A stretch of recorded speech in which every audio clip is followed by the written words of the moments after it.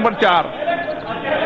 माननीय अध्यक्ष जी, मैं आपका बहुत बहुत आभारी हूं कि आपने मुझे एक महत्वपूर्ण प्रश्न की सदन में उठाने की अनुमति दी है।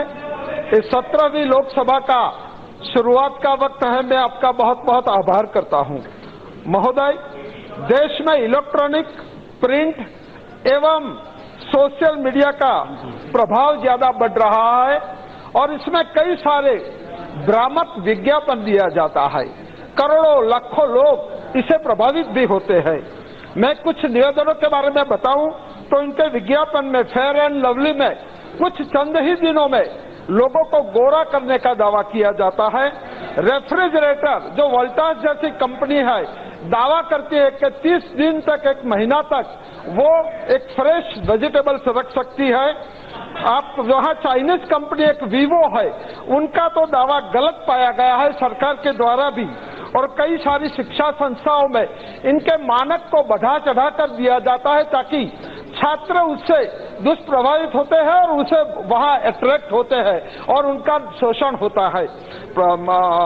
स्पीकर महोदय, मैं आपसे कहना चाहता हूं कि पिछले कई सालों में इस प्रकार की शिकायतें बहुत बढ़ रही है और सरकार ने इस पर कदम भी उठाया और मैं मंत्री जी को भी इसके लिए बहुत बहुत अभिनंदन करना चाहता हूं।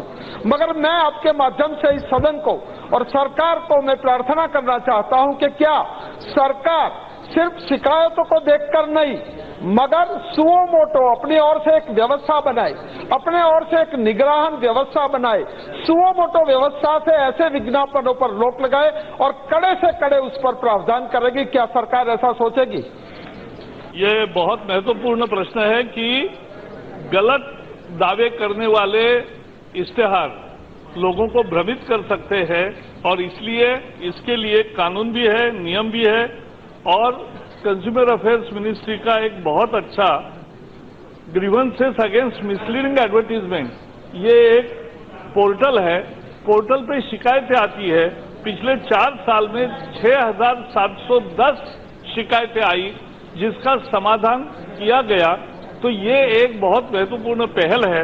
मैं कुछ उदाहरण बताऊं, जैसे आपने कहा डॉक्टर किरीट भाई कि भाई एक ने कहा था फास्टेस्ट नेटवर्क, एक कंपनी ने कहा था, वो गलत पाया गया तो वो रद्द हुआ। रेडी टू ईट नूडल्स, उसके लिए गलत दावे थे, वो रद्द हुआ।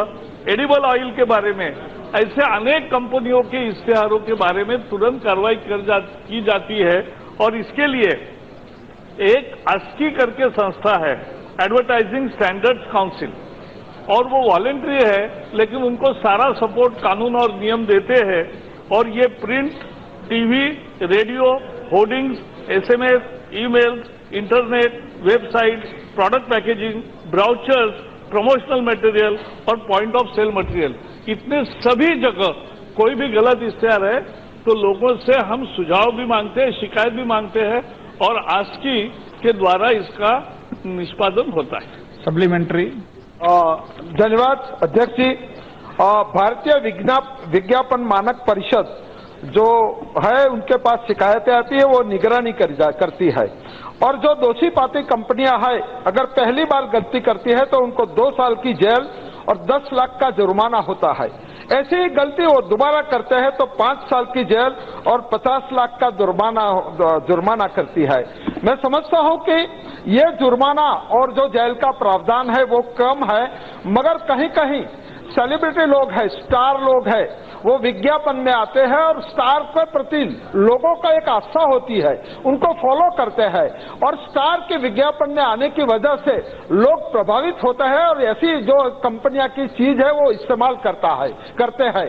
मैं सरकार से गुजारिश करता हूं, मैं निवेदन करना चाहता हूं आपके माध्यम से कि क्या इस प्रकार के सेलिब्रिटी जो गलत विज्ञापनों को प्रसारण देता है, प्रोत्साहित करता है, उन पर सजा का प्रावधान है, मगर उस सजा को, क्योंकि उनमें क्रिमिनल प्रावधान नहीं है, क्या सरकार और कड़ा कोई प्रावधान करेगी? ये एक सुझाव दिया है सदस्य ने और this is suggestion for action. Shri Gaurav Gogoi.